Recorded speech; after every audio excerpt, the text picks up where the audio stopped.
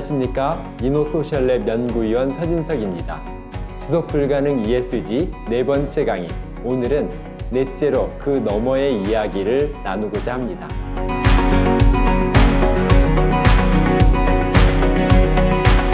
현재 ESG의 최대 화두는 넷제로죠. 넷제로는 중요하고 꼭 달성해야만 하는 과제죠.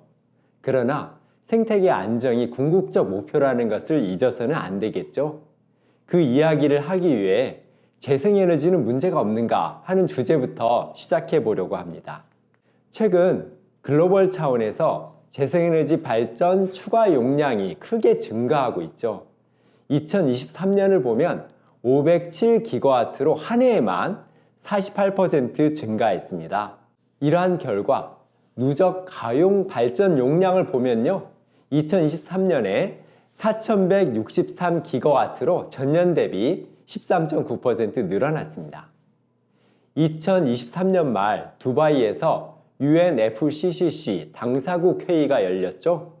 우리나라를 포함한 198개 정부는 2022년 대비 2030년까지 재생에너지 용량을 3배로 늘린다 하는 목표에 합의했습니다.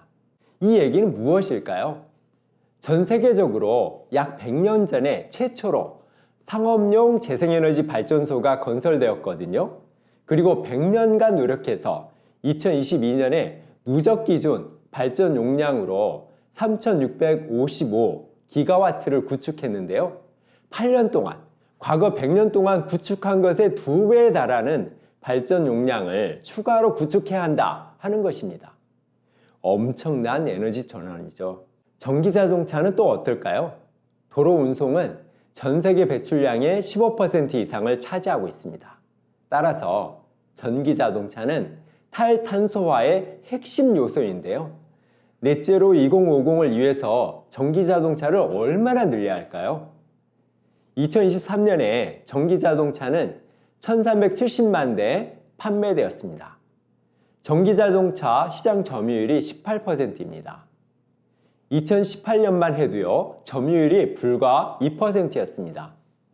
5년 사이에 연간 판매량이 6.5배로 늘어난 것입니다. 문제는요, 앞으로도 이렇게 가파른 판매 곡선을 그려야 한다는 것입니다. 넷제로 시나리오에 의하면요, 2030년에는 전기자동차의 한 해 판매량이 5,930만 대에 이르러야 합니다. 2023년 대비 2030년에 한 해 동안 판매되는 전기자동차가 4.3배로 늘어나야만 하는 것입니다. 2050 넷제로를 하기 위해서 재생에너지와 전기자동차를 늘려야 하는 것은 당연합니다. 우리는 재생에너지, 전기자동차가 과연 지속가능한가? 할 수만 있다면 최대한 늘리는 것이 답일까? 하는 질문을 해야만 합니다. 현재 늘어나고 있는 생산과 소비 구조를 그대로 밀고 나가면서 친환경 에너지로 전환하면 우리의 삶은 지속 가능한가 하는 것도 물어야 하는 거죠. 불편하지 않으면 친환경이 아닐 가능성이 매우 높습니다. 과연 편리한 전환이 가능할까요? 우리가 생각해 볼 것이 있습니다. 에너지 전환에는 막대한 광물이 필요합니다. 2020년 기준으로 청정에너지 관련된 기술에 소요되는 광물은 710만 톤이었습니다. 2050 넷제로를 위해서 2040년에는요, 4,305만 톤의 광물이 필요합니다. 지금보다 6배나 많은 광물이 필요하다는 것이죠. 재생에너지로의 전환이 과연 환경 영향을 크게 낮출 것인가 하는 의구심이 들게 하는데요. 이유는 간단합니다. 천연가스 발전을 보면요, 1메가와트 발전당 1166kg의 광물을 사용하는데요. 육상 풍력 발전은 어떤가요? 13.2배나 되는 광물을 사용해야 합니다. 그러니 광물 소비가 급증할 수밖에 없는 거죠. 전기 생산에 공통적으로 사용하는 광물이 있죠? 구리입니다. 구리를 비교해도요, 재생에너지의 발전소의 경우에는 더 많은 구리를 필요로 합니다. 천연가스 발전 대비해서요, 육상 풍력 발전은 7.3배의 구리가 필요한 것이죠. 전기자동차 및 배터리 부분도 한번 볼까요? 넷제로 시나리오보다 느슨한 지속가능 개발 시나리오에 의한 자료인데요. 2020년 대비 2040년에 필요한 광물이 무려 29.5배나 됩니다. 광물별로 잠깐 볼까요? 흑연은 생산량을 26배로 늘려야만 합니다. 니켈은 41배, 구리는 28배, 리튬은 43배로 크게 증가시켜야만 합니다. 넷제로 시나리오로 그린다면 더 많은 광물이 필요하겠죠. 그러면 전기자동차 제조 과정으로만 축소해서 보면 어떨까요? 내연기관 자동차와 전기자동차 공통적으로 사용하는 강철, 알루미늄, 플라스틱 이런 것은 제외한 것입니다. 구리, 리튬, 니켈, 망간 이런 것들만 본 것인데요. 일반적으로 내연기관 자동차의 경우 한 대 생산에 33.9kg의 광물을 사용합니다. 그러면 전기자동차는 어떨까요? 207kg입니다. 내연기관 자동차가 사용하는 광물의 6.1배를 사용하고 있습니다. 물론 제품 생애 주기로 보면요, 전기자동차가 온실가스를 훨씬 덜 배출하죠. 한 보고서를 보면 내연기관 자동차는 55톤을 배출하는데요, 전기자동차는 39톤을 배출합니다. 어떤가요? 전기자동차가 온실가스를 덜 배출하는 건 맞는데요, 그 영양 감소가 마법처럼 크게 작지는 않죠? 물론 전기자동차로 전환해야 합니다. 내연기관 자동차의 자연적 감소분을 전기자동차로 대체해 나가야 하지만요, 보다 근본적으로 차량 자체를 감소시키는 교통 시스템이나 이런 것들도 함께 고민해야 하지 않을까요? 재생에너지로의 전환에 막대한 대가가 따른다 하는 것을 알 수 있을 것입니다. 재생에너지 발전, 전기자동차를 포함해서 종합적으로 한번 정리해 볼까요? 넷제로 시나리오가 아닌 지속가능 개발 시나리오에 의한 것입니다. 2020년 대비 2040년에 필요한 광물은 3.85배나 됩니다.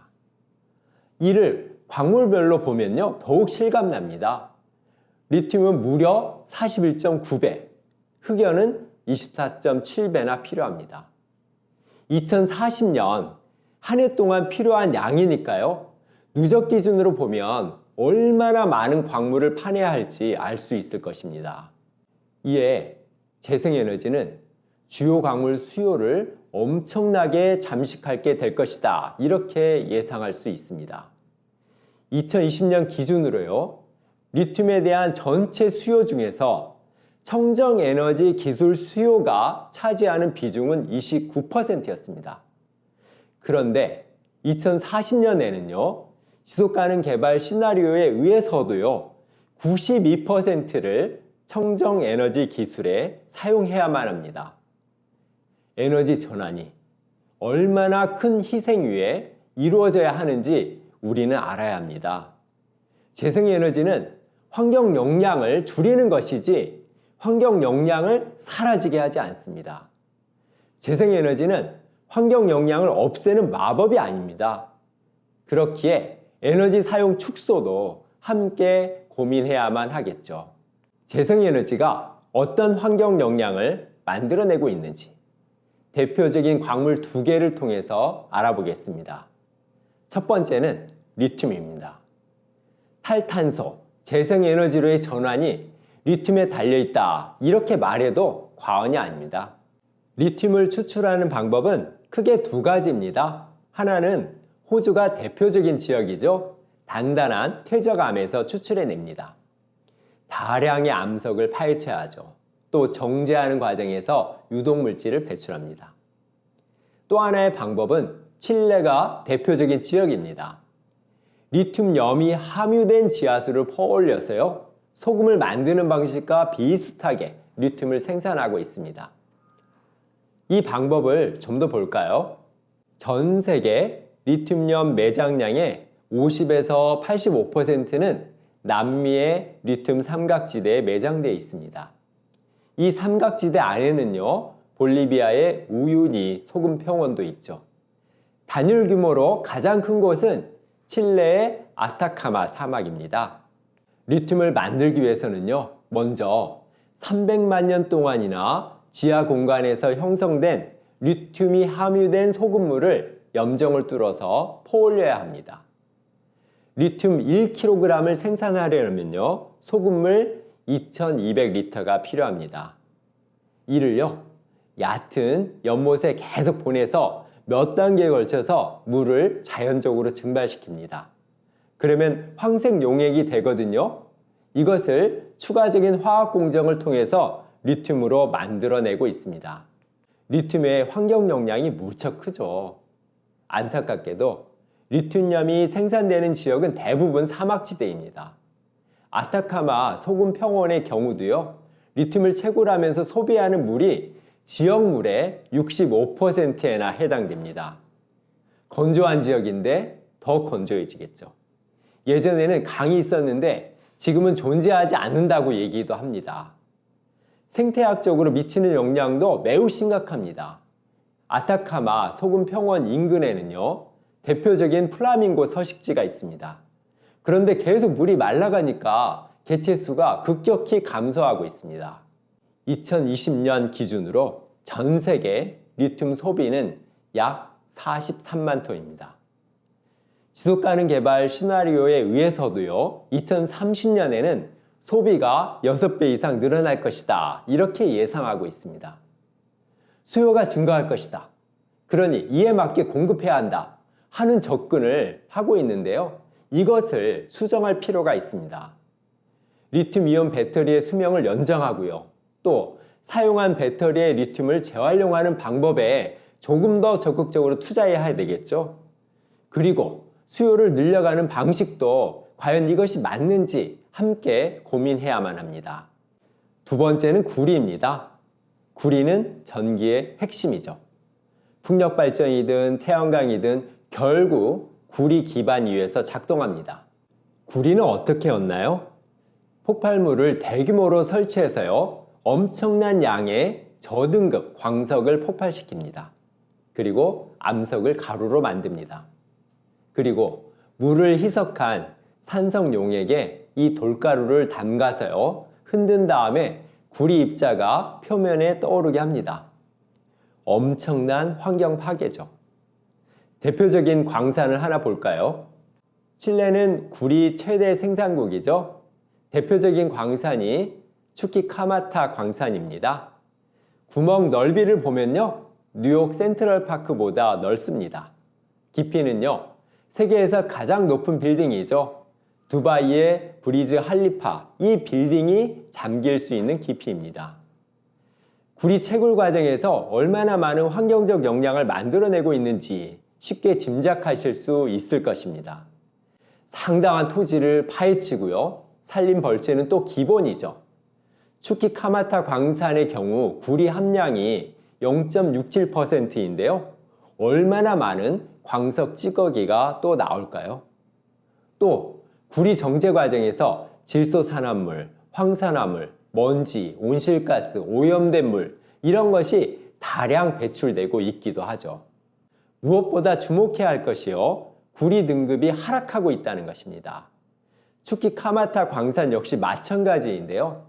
1913년만 해도요, 2.4%였습니다. 현재는 0.67%죠. 구리 등급이 낮아진다 하는 것은요, 구리 1톤을 생산하는데 더 많은 광석이 필요하고 에너지도 더 많이 소비된다는 뜻입니다. 예를 들면 1900년과 20세기 말을 비교했을 때요, 구리 1톤을 생산하기 위해서 물은 2배, 전기는 16배로 크게 증가했습니다. 향후에 구리 수요가 크게 증가하는데요, 구리 재활용률을 획기적으로 향상시킨다 해도요, 세계에서 가장 큰 인공 구멍인 추키카타마 광산 3개 정도를 더 파서 매년 추가로 생산해내야만 합니다. 재생에너지, 전기자동차 이런 것으로의 전환을 추진하는 것은 물론 옳은 방향입니다. 그러나 리튬과 구리 사례를 통해서 봤듯이요, 재생에너지의 전환 역시 막대한 환경 영향을 만들어내고 있죠. 에너지 전환 외에 에너지를 어떻게 줄일 것인가 하는 것도 함께 고민해야 하지만 지구 생태계의 안정성과 건강성을 회복할 수 있을 것입니다. 자연스럽게 과연 성장을 지속적으로 하면서 환경 영향을 동시에 줄일 수 있을 것인가 하는 것에 대한 질문이 생길 수밖에 없습니다. 이에 대해서도 함께 생각해 보죠. 그동안 자본주의가 만들어내는 문제를 해결하는 만능 열쇠는 성장이었습니다. 우리는 성장률이 3% 이하로만 떨어져도 우리 삶이 하락하지는 않는가 하는 불안감을 느끼죠. 전 세계적으로 2050년까지 연간 평균 생산 증가율이 3% 이상이 될 것이다 하는 전망인데요. 연간 3% 성장을 지속하면요, 전 세계 GDP는 2025년 대비 2047년에는 정확히 2배로 불어납니다. 과연 지구가 버틸 수 있을까요? 이에 대한 우려가 일찍이 있었죠. 1972년에 발간된 성장의 한계가 대표적이죠. 성장의 한계의 주장은 성장의 한계가 올 수 있으며 그렇기에 지속가능성 방향에서 안정성 있게 유지할 수 있는 한계를 벗어나지 않기 위해서는 한계에 맞는 성장을 하자는 것입니다. 성장의 한계의 주요 변이는 무엇일까요? 인구 증가도 있고요. 지속적인 경제 성장률도 있습니다. 또 자원 소비, 오염물질의 배출, 그리고 기하급수적으로 늘어나는 식량 생산이 있습니다. 최근 환경에 대한 관심이 높아지고 있잖아요. 그런데 안타까운 것은 기승전 온실가스입니다. 이를 넘어선 문제의식이 필요하겠죠. 먼저 국내 자원 소비와 GDP 간의 관계를 볼까요? 나라별로 보면요, 국내 자원 소비와 GDP는 거의 정확하게 비례하면서 증가하고 있습니다. 1970년에서 2021년으로 갈수록 하늘로 날려보낸 풍선이 질서정연하게 하늘로 치솟는 것처럼요, 각 나라 모두 질서정연하게 나란히 상승하고 있습니다. GDP가 실제 자원을 먹고 자란다 하는 것은요, 여러 데이터를 통해서도 나타나고 있습니다. 이 그림은 1970년부터 2015년까지 자원 소비와 GDP의 증가를 함께 나타낸 것입니다. 이번 그림은 온실가스 배출도 함께 나타냈습니다. 전반적인 흐름은 거의 겹칠 정도로 비례하여 증가하고 있다는 것입니다. 자본의 유전자에는 성장이 꺼지지 않는 전멸등처럼 항상 깜빡거리고 있습니다. 생산 수치가 전체적으로 감소할 때도 아이러니하게 우리는 마이너스 성장 이렇게 표현하고 있습니다. 대부분의 기업이 계획을 세울 때 직선으로 성장하는 곡선도 만족하지 못하고 있죠. 꼭 지수함수를 그려야만 합니다. 우리 사회는 이 지수함수를 아름다운 곡선 이렇게 바라봅니다. 그러나 실제 이러한 그래프들이 전 지구적 차원에서 그려진다면요, 우리 인류에게는 위험한 곡선입니다. 무엇을 먹어치우면서 성장을 만들어내고 있는지 말해야 합니다. 미래로부터 차입하여 만들어내는 성장이라면 자본으로부터 미래를 지켜야만 합니다. 미국의 한 문학 비평가는 자본주의의 종말을 상상하는 것보다 세상의 종말을 상상하는 게 더 쉽다, 이런 말을 남겼습니다. 만약 자본주의의 종말이 온다면 이스터섬의 모습처럼 공장 컨베이어 벨트에 조립하다만 상품이 여기저기 흩어져 있을 것입니다. 종말이 오는 순간까지도요, 우리가 살아나는 유일한 길은 성장의 동력을 돌려야 한다는 절박한 마음으로 공장을 돌리고 있을지 모릅니다. 이스터섬의 원주민이 마지막 남은 나무를 베어다가 석상을 굴리려 했듯이 말입니다. 이상 4번째 강의를 마치겠습니다. 고맙습니다.